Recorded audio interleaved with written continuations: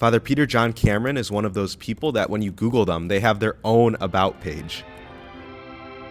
Being a Dominican priest, he's of course amazing at the gift of preaching, but also is an incredibly accomplished author, works in the world of theater, and teaching homiletics, and by the way, he's the founding editor-in-chief of Magnificat, which you have probably seen hundreds of times in your life. I'm so blessed to have crossed paths with Father Cameron, since he was the priest that was assigned to my hallway, belovingly called Fourth NASA at the North American College in Rome. He's passionate about film and the stories they tell. And as we look at It's a Wonderful Life, he is convicted that there is a strong, strong allegory to the life of St. Joseph. Happy New Year to you! In jail! And it is some of the richest insight that I have ever experienced in my life. Tune in to walk through the scenes with us as we uncover George and St. Joseph both as saver of lives and ones who bring others together. I wouldn't have a roof over my head if it wasn't for you, George.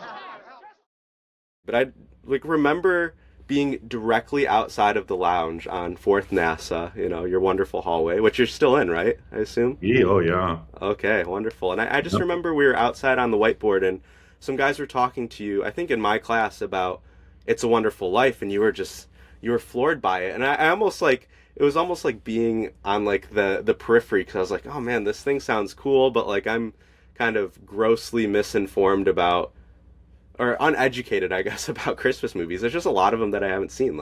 Just watched Polar Express every year, basically. And then when we went to Vienna for Christmas, we got to watch it, and I didn't even really get it the first time. I was kind of in and out of it, but it slowly just kind of weaved itself into my life as just an incredibly important movie on multiple fronts. And so kind of, I guess before we dive into it, I'm just kind of curious, you have such a background in the world of just film and playwriting.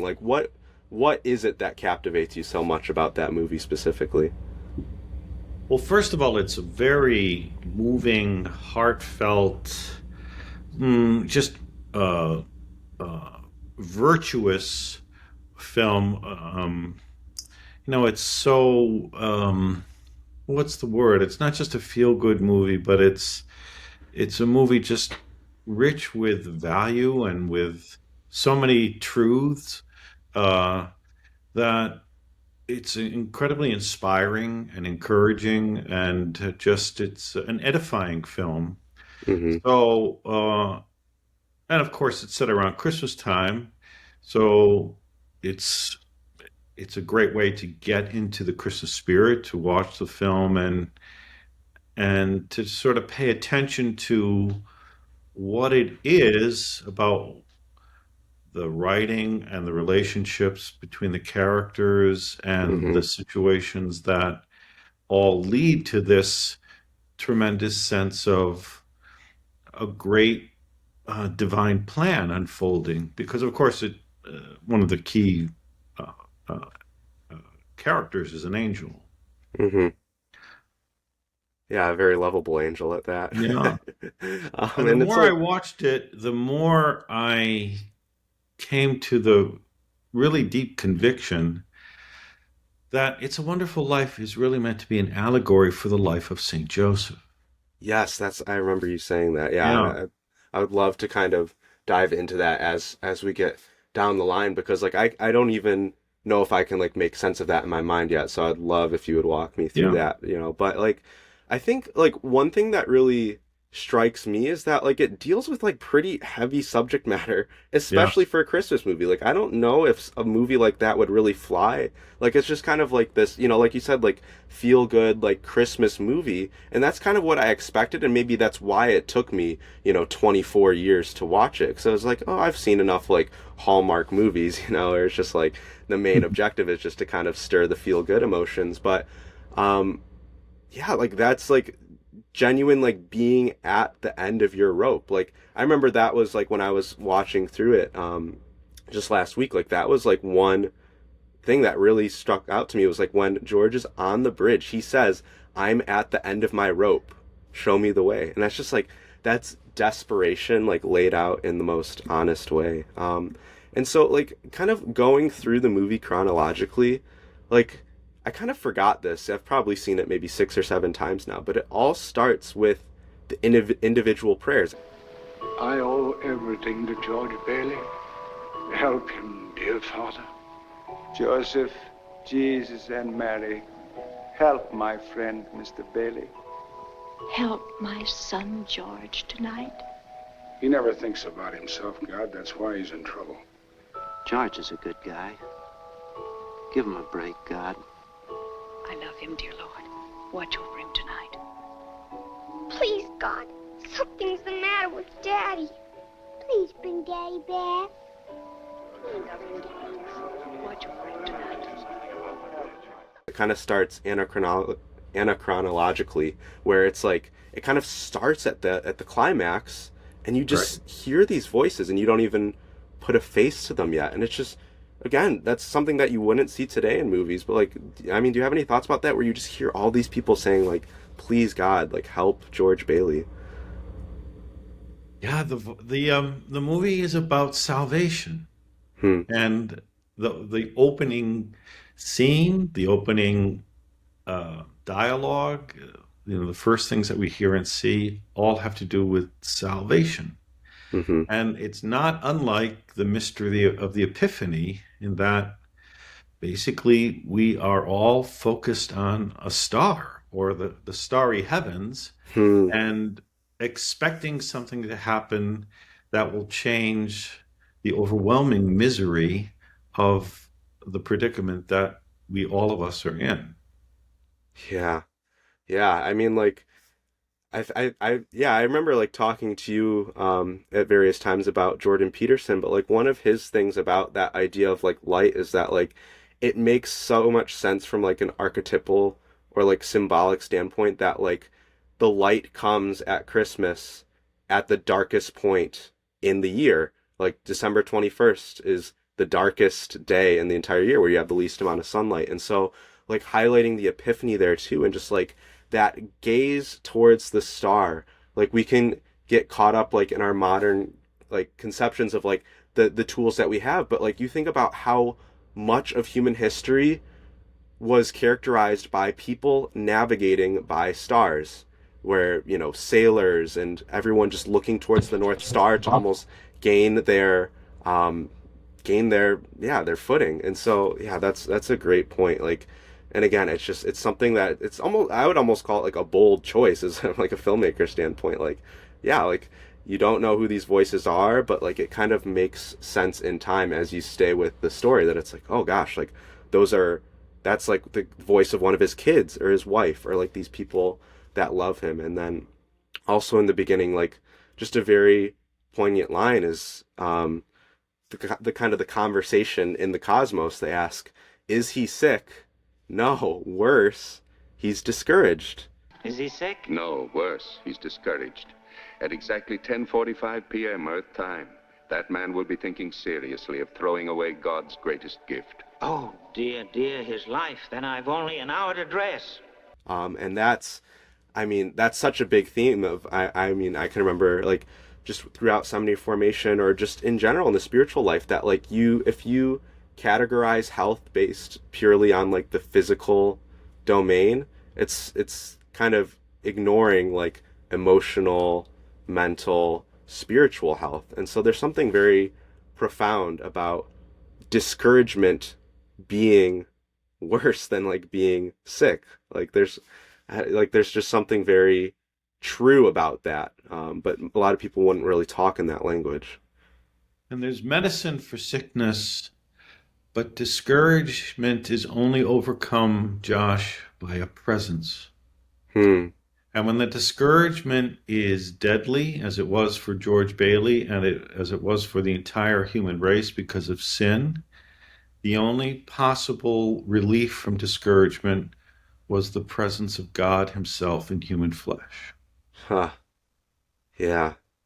Huh. Yeah, it's just kind of how we are as humans, where it's just like we're so relationally focused. And like again, it's like thinking about like the choices throughout the film, like to kind of embody like the angel or kind of like this godly presence in the form of, Clarence. It's like, you know, some people might think it's kind of like this silly like comedic relief, but like I think it really speaks to your point where it's like it had to be a presence. Like it could not just be an invisible voice from above, because that wasn't going to stop George Bailey from jumping off that bridge. I don't know whether I like it very much being seen around with an angel without any wings. Oh, I've got to earn them. And you'll help me, won't you? Sure. How? By letting me help you. Only one way you can help me. You don't happen to have $8,000 on you, do you? Oh, no, we don't use money in heaven. Oh, yeah, that's right. I keep forgetting it. Comes in pretty handy down here, bub. Oh, tut. Yeah. And it was the way the angel ministered to him, remember? So how did the angel convince George, first of all, that he was real, and that secondly, he was bringing him the remedy for what was really making his soul so sick? And it was simply that the angel showed him the other people in his life whom he affected by his own life. And probably the most harrowing part of the film is showing George Bailey what the world would be like if instead of his presence there was an absence. And it's really horrific to see how this beautiful Bedford Falls town, which is the most idyllic place, town in America probably, is turned into just a hellish place, where there's not a shred of humanity, and it's the worst sort of vice and the worst sort of treachery and the worst sort of misery, and it's an abyss. It's truly an abyss, and instead of a place for families to live and to prosper and to thrive and to love and to experience joy, that place instead is transmogrified into a cemetery. It's a place of just unending death. Are you sure this is Bailey Park? No, I'm not sure of anything anymore. All I know is this should be Bailey Park. But where are the houses? You weren't here to build them.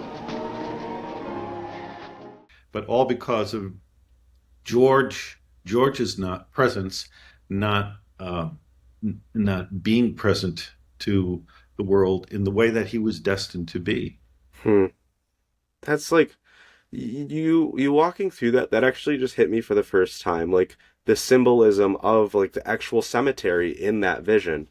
I just kind of thought like, yeah, it was this instead of being, this place for housing, but it's like that cemetery, that physical part of the town is actually characterizing the entire town. That's unbelievable. Like, I wonder if Frank Capra had Charles Dickens' A Christmas Carol in mind, because in a certain respect, that incredible story, I think that's one of the best stories ever written. Sure. Yeah. One of the scariest, one of the most gripping moments is when Ebenezer Scrooge is brought into the cemetery and he sees his own name on the tombstone and he begs for whatever it is that the spirit, there's another presence, can do to sponge away the name from the stone. But it has the same sort of shocking effect just to see the cemetery and to be in this place where you just know that no one belongs. They don't belong there, and we don't belong there at Christmas time. Why in the world are we in the cemetery? Right. Yeah. It is like, in terms of like, I guess like the cinematography of it, like, yeah, like the cemetery is like the most like kind of doomful place. And it's like, it really touches on like just such a core human fear of death. It's unbelievable like how crippled I've seen some people once they really kind of have to touch that reality. And I think to a certain degree, like I haven't understood the severity of it yet, because, thanks be to God, I'm just, I haven't had to deal with that really like in front of my face in a super, super like unavoidable way. But yeah, like the whole place is a cemetery. And even though like there's a physical part of it that's a cemetery, even like the way that all of the storefronts change and kind of the direction the town's going. It's just like it's kind of spelling doom for Yeah. everyone. And so it's like, I mean, that's also just another very true reality of the faith, is that death, has no sting, or death is not, the period at the end of the sentence. And that's like where the main consolation of the faith, I think, lies for so many people. Yeah. It's true. So like I guess we're kind of jumping the gun a little bit, but I kind of want to go back a little bit to the progression like through George's life, and seeing like how, like, I don't know, like the seemingly like the detours of his life, but also like the disappointments that he experiences. Like the one thing that, I was kind of noting when I was going through it is just like, I want to do what I want to do. That like really emotional scene when he's at the phone with Mary, or like the idea of like the dreamer who is constantly being shot down, and this idea of like vocation or life keeps on being kind of affected externally. Like, I mean, I don't know, like if you really have any kind of counsel into that, or any like experience of like how what that is for George. That scene when George is visiting Mary's house, and right there on the phone together, and uh, he is professing that he doesn't want anything, except, as you say, but to follow his own dreams. Will you tell that guy I'm giving him the chance of a lifetime? Do you hear? The chance of a lifetime. He says it's the chance of a lifetime. Now, you listen to me. I don't want any plastics, I don't want any ground floors, and I don't want to get married ever to anyone. You understand that? I want to do what I want to do. And you're... George. Mm-hmm. But then something intervenes that's greater than himself, that forces him to face his real happiness, and to pay attention to it for the first time, and to give into it. And again, it's the presence of Mary, and sort of how the situation conspires at that moment, that forces George to realize that his dreams aren't big enough, that his heart demands something more, and what it demands is standing there right in front of him. And so he grabs her and says, "Oh, Mary, Mary."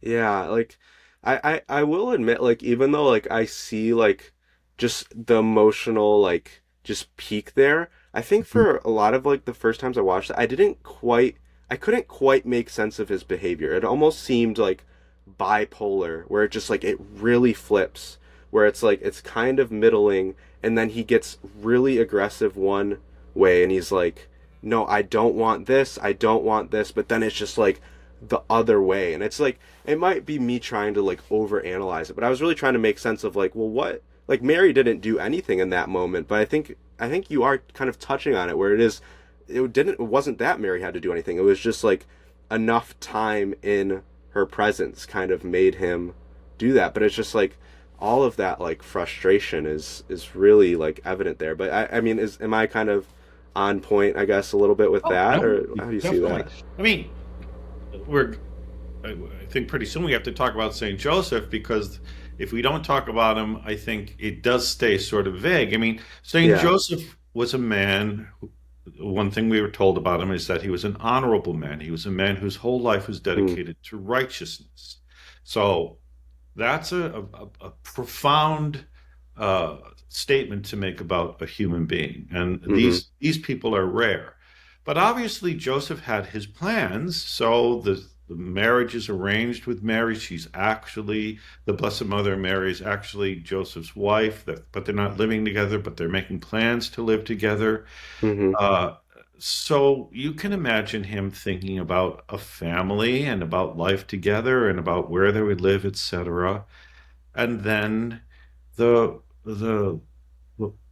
floor drops out of their life, and so Joseph, righteous man decides to divorce Mary quietly, because what the law would have required was utterly horrific, probably taking Mary's life.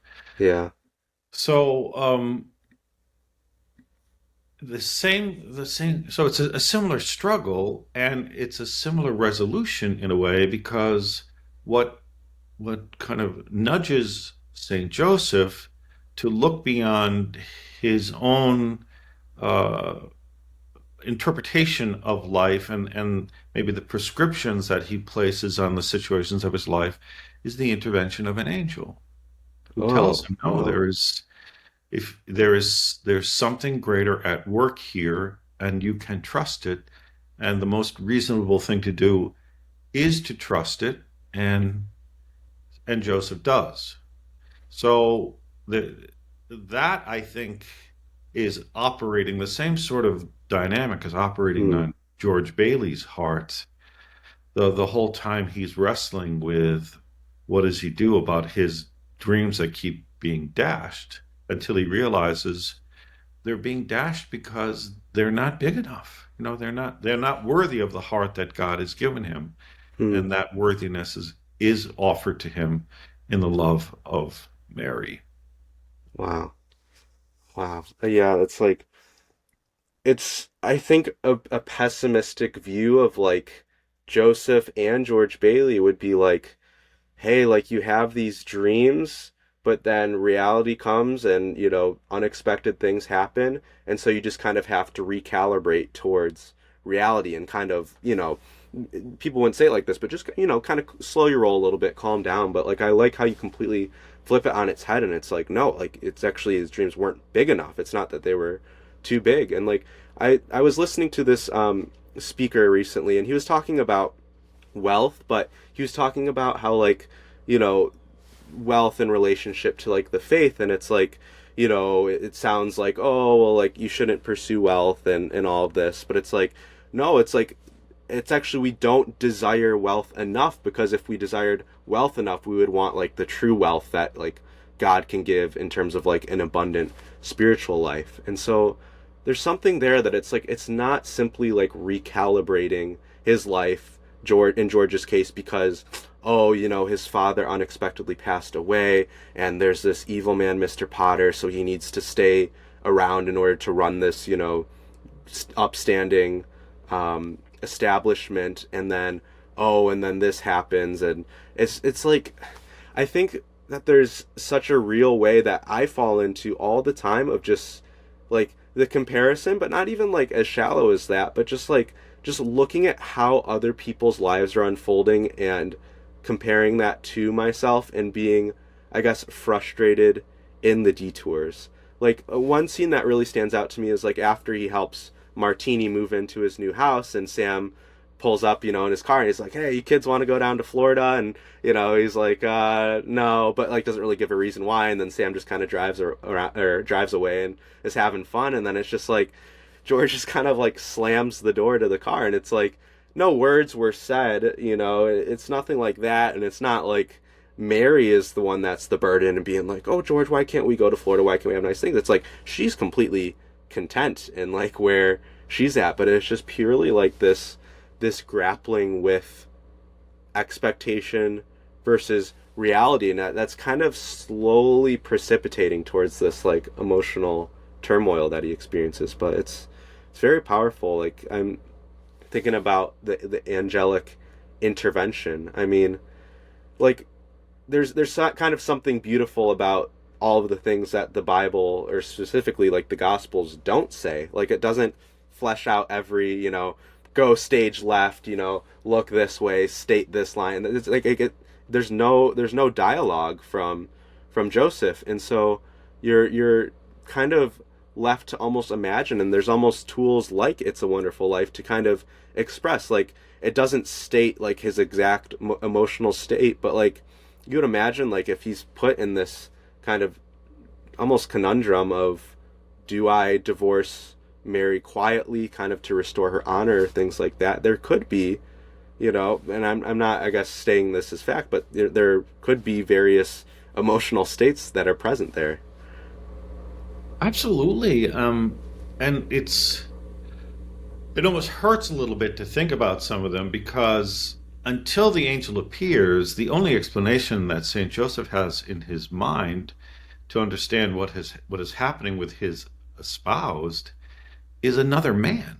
Do you know what I mean? Hmm. So, Yeah. so Gosh. Joseph how could he not have been thinking Mary's in love with somebody else? And um, but there's not a shred of any kind of disordered passion shown by Joseph at all. You know, you can't even whisper the word jealousy or envy in the same sentence with the word Saint Joseph because again he was such an honorable, righteous man.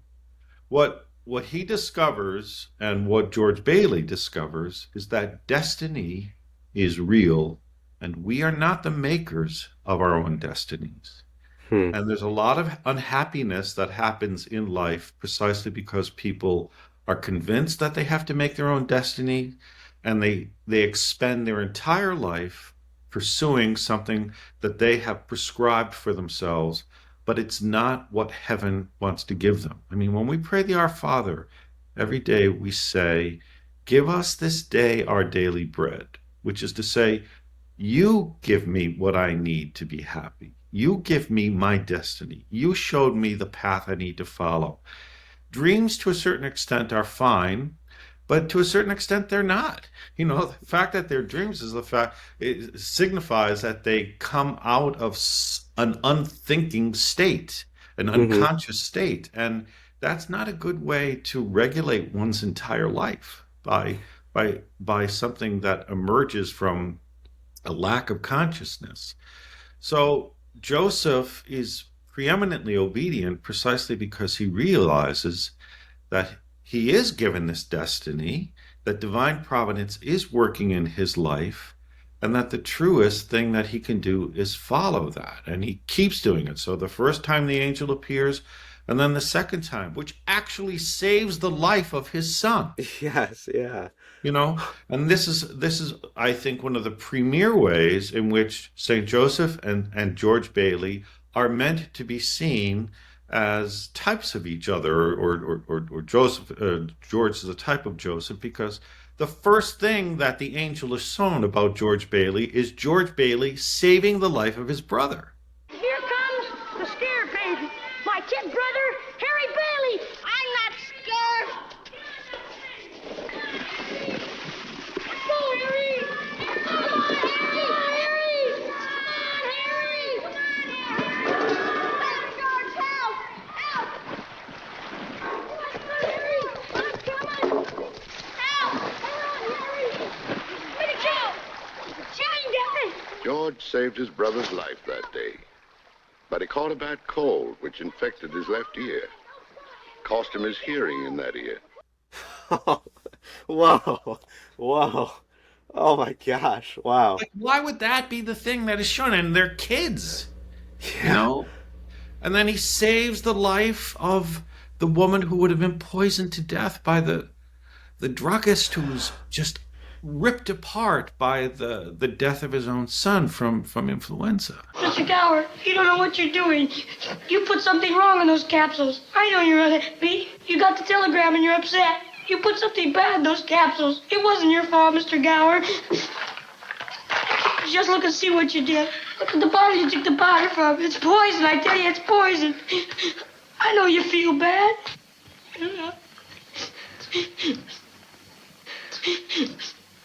Oh. Don't hurt my sore again. Oh, no, Don't hurt my no. sore again. Oh, George. George. Oh, Mr. Gower, I would never tell anyone. I know your feeling. I would never tell so. Hope to die, I won't. You know, Oh, yeah. no, George is a lifesaver. Mm. And so is Joseph.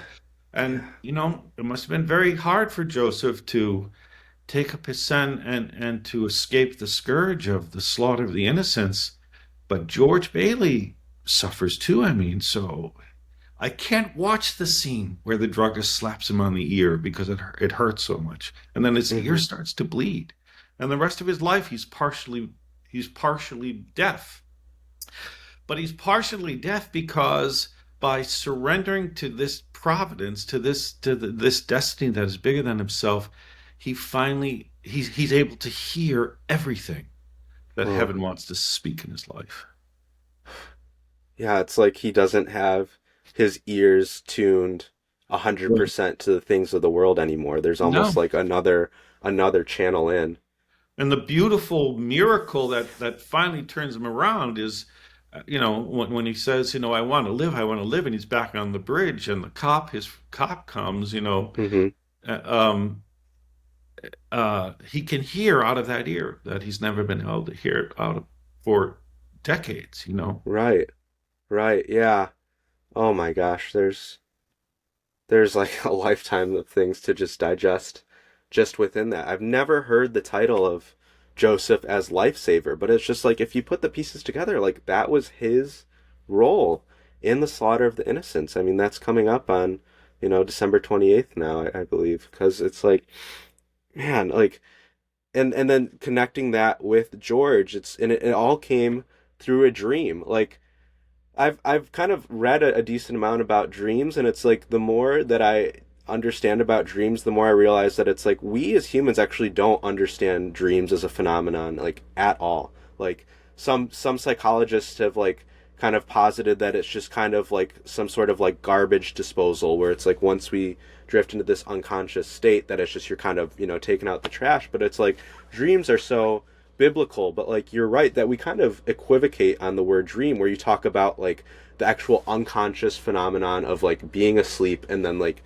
almost as if you are awake, experiencing visuals, audio, touch, and all of that. But then there's also the dreaming that's kind of a bit more similar to like ruminating or kind of imagining about the future and things like that. But I like that, like, you're not painting it as like a pessimistic reality of like, oh well, you need to kind of harmonize that with reality, but it's just it's limiting that because the unconscious is just this vast place, and you can get very lost in it, and it's like there has to be some purpose to the dream, but like it can't be simply the escape from reality, because there's so many vices in life that are simply, you can stimulate that in a variety of ways, but ultimately it just boils down to escape from reality. And like it's interesting that like kind of this idea or like this archetype of the dreamer really characterizes George's early life. Like it didn't really hit me until the last time I watched it that even like one of those opening scenes,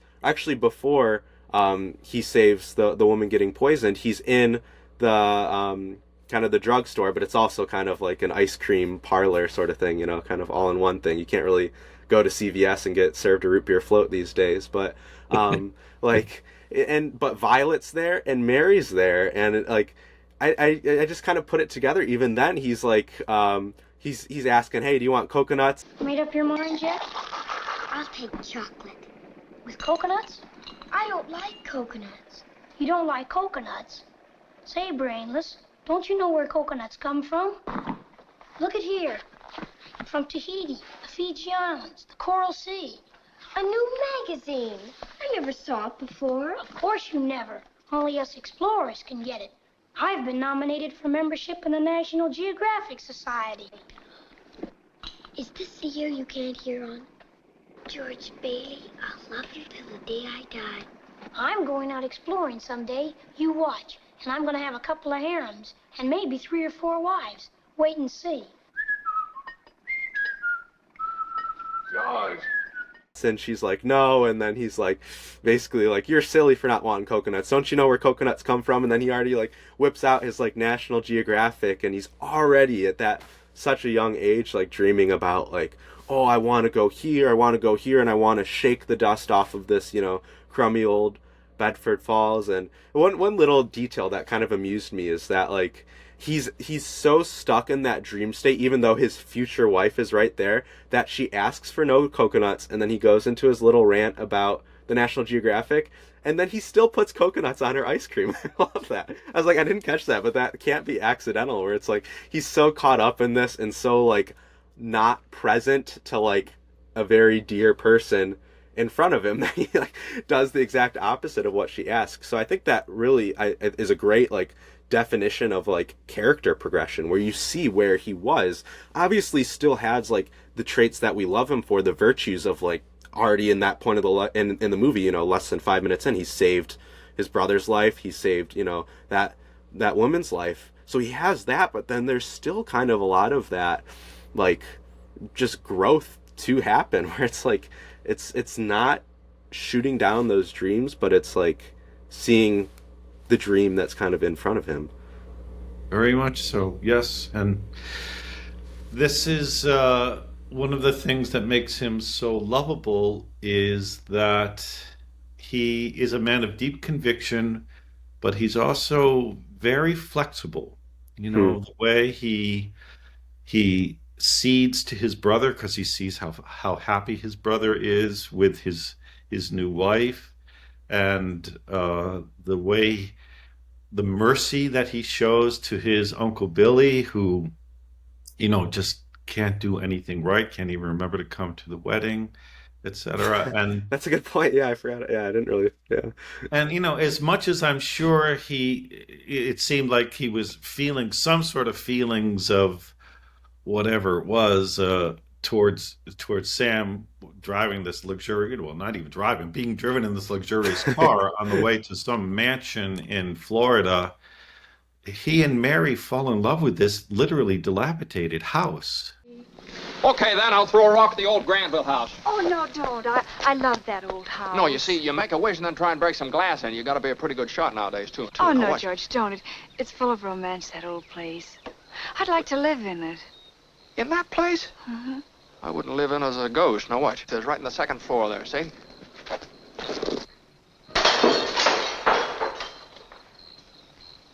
What'd you wish, George? Well, not just one wish, a whole hatful. Mary, I know what I'm going to do tomorrow and the next day and next year and a year after that. I'm shaking the dust of this crummy little town off my feet, and I'm going to see the world. Italy, Greece, the Parthenon, the Colosseum. Then I'm coming back here and go to college and see what they know. And then I'm going to build things. I'm going to build airfields. I'm going to build skyscrapers 100 stories high. I'm going to build bridges a mile long. Well, you going to throw a rock?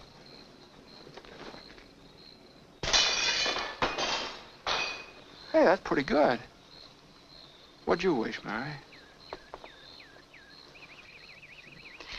Buffalo gals, can't you come out tonight? Can't you come out tonight? Can't you come out tonight? And and it's a house. There's nothing to the house. It's old and falling apart, but you can tell that it's a home like no other home, and they wouldn't want to live anywhere else. And it's not money, and it's not prosperity. It's not anything except living according to the truth and living the goodness of heaven itself, that can turn such a ramshackle place into such a paradise. Wow.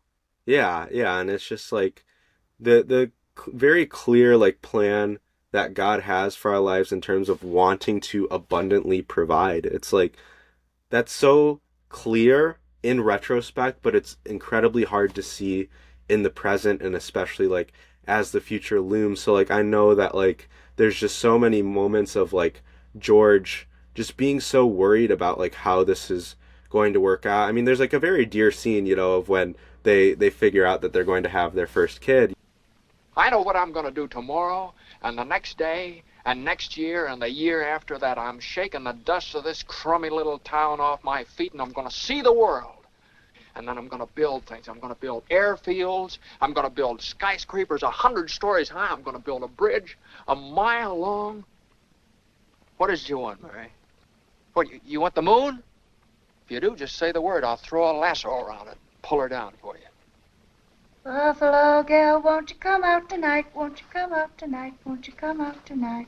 Buffalo girl, won't you come out tonight?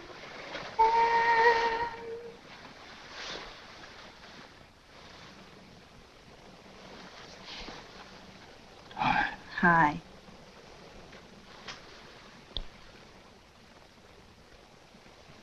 Mary Hatch. Why in the world did you ever marry a guy like me? What do you you from being an old maid. You could have married Sam Wainwright and anybody else in town. Well, I didn't want to marry anybody else in town. I want my baby to look like you. You didn't even have a honeymoon. I promised you. Your what? My baby. You're Mary, you on the nest? George Bailey Lasso Stork. This is a stork. What do you mean what is it, a boy or a girl? Mm-hmm. But it's just kind of, it starts with George just kind of, you know, coming home after a long day of work into this like dimly lit room, and there's really nothing to show for it in that house, but there's like, yeah, there's something good about like the progression of that, and then it's really heightened at the end. The final scene, I mean, I find myself watching that closing scene so much, like just the clip of it on YouTube, because it's a very heavenly like vision for like how attended to you are. Like I really think like I've kind of discovered in my life like 5 like really fundamental needs of like being like known, acknowledged, loved, understood, and visible. And especially that visible one. I mean, it's hard when there's just so much like consumption, or there's just so many things fighting for your attention out there. It's really easy to feel invisible. And it's like, you know, kind of the work that George is involved in, it's a lot of work that is just, it's thankless. And you look when there's the run on the bank, and like he's trying to explain to people, it's like, hey, like guys, like, you've got this all wrong. Like this isn't how this works. But there's like, you know, there's mercy shown, but that's not in its perfected form. You know, eventually when people kind of get hip to it. But I mean, he's still using all of his own money for it. But it's just all of this like But then once it's at the end, and it's just like all of these people that he has affected, but also has just like been present to in the trials of their own lives. It's just they all kind of come out of the woodwork. Like I think that idiom is like the perfect way to put it, where it's like, okay, like Uncle Billy comes into the door with, you know, the laundry basket, but I'm sure there was a thought in his mind where it's like, okay, like that's great, you know, we got a little bit, but then just all of those people coming out of the woodwork. It's an unbelievably like heavenly scene there.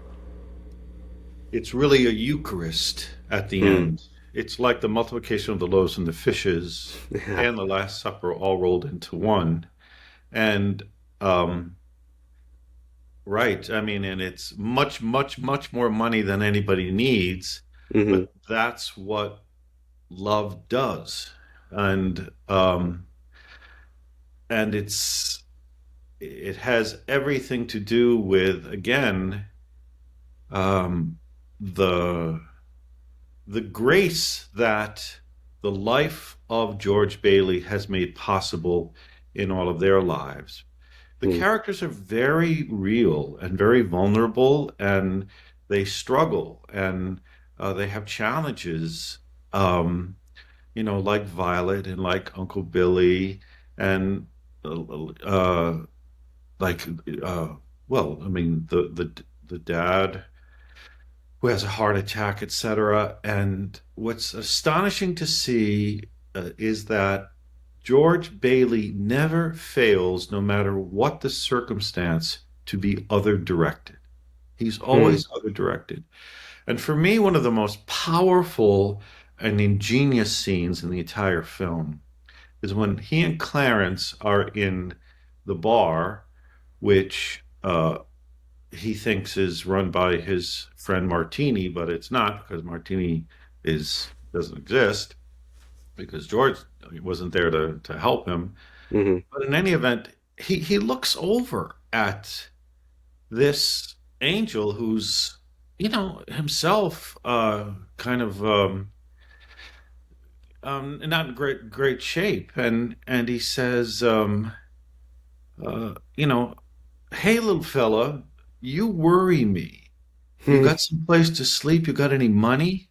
Hey, little fella, you worry me. You know, you got some place to sleep? No. You don't, huh? What, you got any money? No. No wonder you jumped in the river.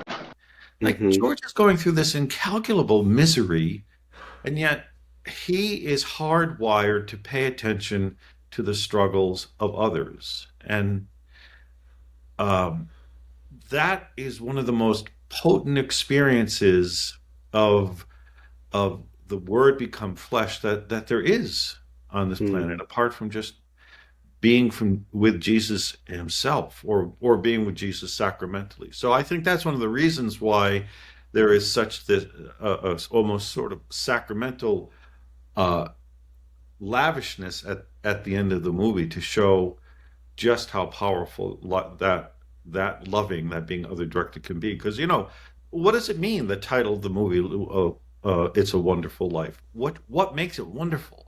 It's not that there aren't going to be sufferings. There's not going to be affliction. There's not going to be loss. There's not going to be heartache and injustice and trials. But it's that God is present, and he's present in the people that he puts in front of us. And Christ reveals himself in our companionship. And when Christ shows up, we can't help but to be joyful. Yeah. Wow, like that's a scene that like I didn't really pay too much attention to, but you're right. That is ultimately characteristic of who George is at his core, because you see kind of on the more micro level, like, there's, kind of what I talked about, the stumbling blocks and the character progression, but on like the macro level, that is always from start to finish like a fundamental characteristic of him. And kind of in this rewatching, like, it wasn't that scene, but it's a scene that I think kind of brings you to the same point that really stood out to me that I never really noticed before. But after he's at home and he's raging and he's saying, well, why do you have to play that stupid thing? It's like, she's trying to pluck her way through Hark the Herald Angels Sing or things like that. Like, he's just so mad at everyone. Like, no one is getting any mercy. His little son that he puts on his lap with, like, the little monster mask, he's just kind of like that. And, he's putting tinsel on George's head and all that stuff. He's so irate.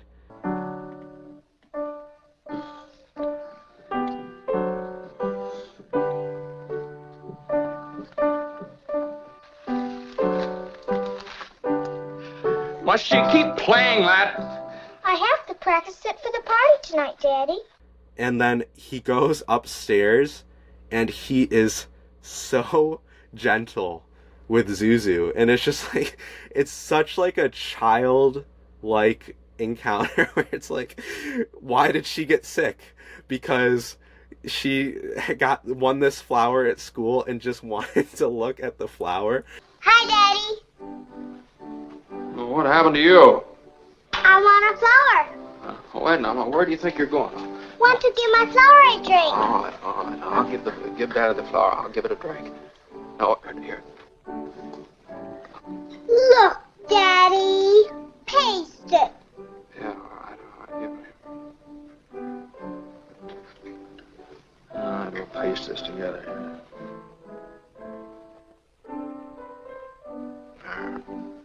All right, that's good as new. Now, give the flower a drink. Now, will you do something for me? What? Will you try and get some sleep? I'm not sleeping. I want to look at my flower. I know, but you just go to sleep. And then you can dream about it. And it'll be a whole garden. It will.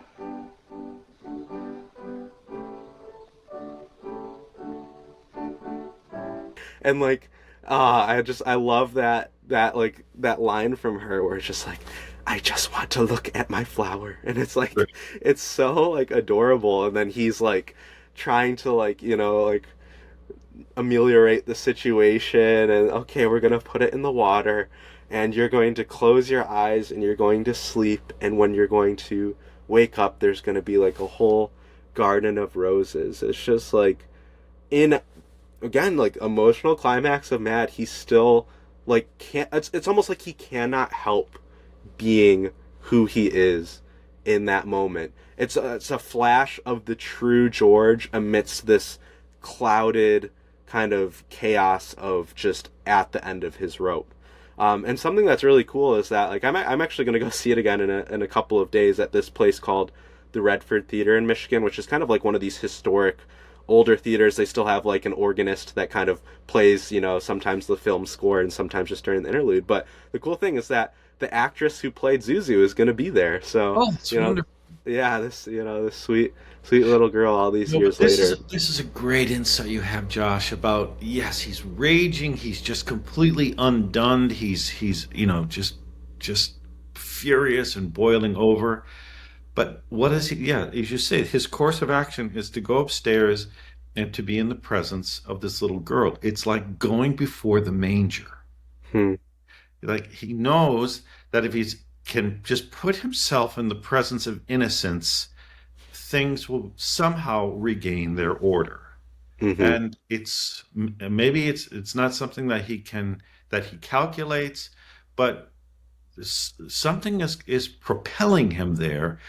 And I think I'm certain that this is one of the reasons why Jesus comes to us at Christmas as a baby. You know, because if we are just completely undone and furious and sick of life and are at our last, and if once a baby comes into the room, once we're in the presence of a baby, it changes us. There's something that is almost mystical and magical about how just the presence of a baby brings us back to a kind of a peace. It's a restart in a way. Yeah. And also, we can't overlook the fact that George actually prays. So the character is developed in such a way that he's not, quote unquote, a praying man. He doesn't seem to be a churchgoer, etc. But there's prayer deeply ingrained in his soul. And when push comes to shove, he realizes that the only reasonable thing to do is to go beyond, is not to despair, but to go beyond himself and to become a beggar. And to become a beggar from toward heaven, because only heaven can supply what he needs. But that prayer is, I think, as I say, something that is deeply ingrained in George and has been with him his whole time, and it's just waiting for the occasion for it to express itself. And of course, what sort of validates this is how the movie begins. Because remember, the opening lines are people praying, and the typical prayer is, Jesus, Mary, and Joseph, you know, please do this for me. Well, that's not what they say in the film. It says Joseph, Mary, and Jesus. Oh. Joseph, Jesus, and Mary, help my friend, Mr. Bailey. The people in Bedford Falls are petitioning Saint Joseph to be their intercessor, to mediate for them. And remember who God talks to in those blinking stars in heaven. Hello, Joseph. Trouble? Looks like we'll have to send someone down. A lot of people asking for help for a man named George Bailey. And it's God and Joseph. So Joseph is absolutely, Saint Joseph is absolutely personally involved in this whole transformation of this man into a saint, I think, a man of astonishing virtue, who shows the whole world that life is wonderful and that it's something that we just have to say yes to.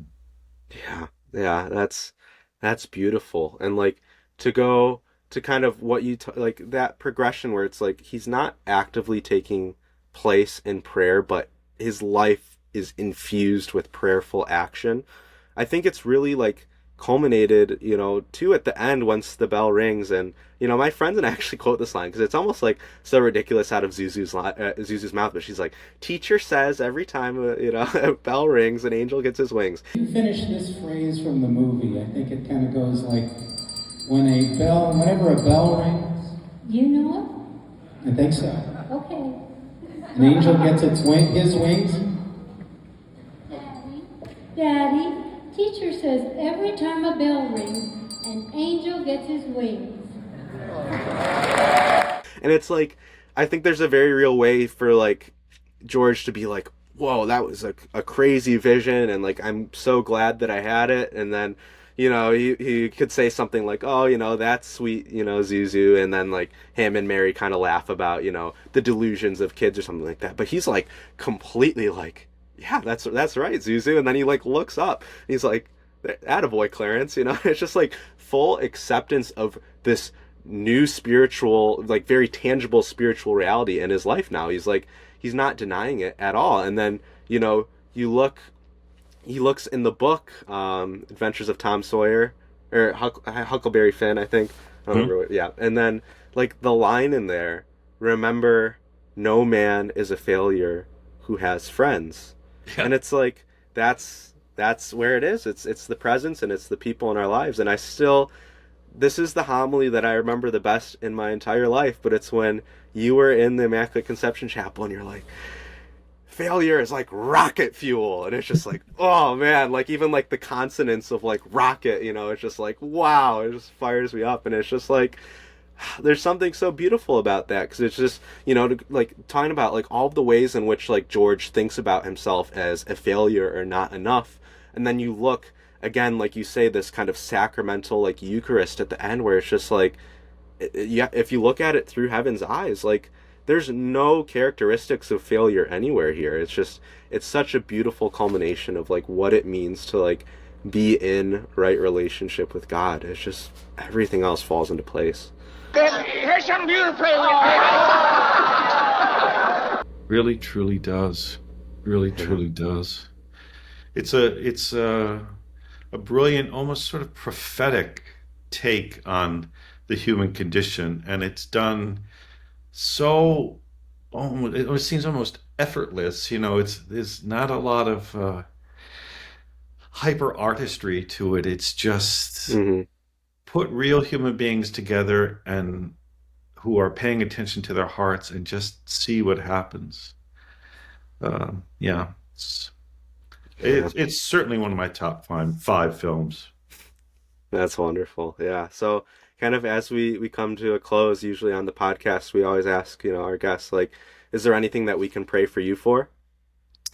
Oh, I would be very grateful. I have a little list of people that have asked for prayer. So if you could just put Father Peter's list in there. Yeah, absolutely. Well, no time like the present. Let's just say a quick prayer right now. In the name of the Father, and of the Son, and the Holy Spirit. Amen. Amen. Lord, thank you for the gift of art, of the people and the relationships in our lives, and all of the truth and beauty and goodness that's out there. Help us to be ever more attentive to the ways in which you are reaching out and pursuing our hearts. Help us to be more receptive of that reality. Please, as you looked so lovingly at your father, Saint Joseph, Jesus, help us to have that same admiration for the character of Saint Joseph as a father, as a lifesaver, and as a man of complete virtue. Help us as we continue this walk of life to live out the virtue of Saint Joseph, to be focused in our will towards bringing life to all of the places that we're able to. In a special way today, please bless all of the people that have asked for prayer in Father Cameron's life. Please be with them and be with him as he continues his ministry. Please pour into his soul everything that he needs, every spiritual good and spiritual truth. And please continue to bless all of us as we anticipate your coming at Christmas. We ask this all in your most holy name of Jesus Christ. Amen. Amen. In the name of the Father, Son, Holy Spirit. Amen. Father Cameron, thank you so much. This was God great. bless you, Josh. Thanks for having me.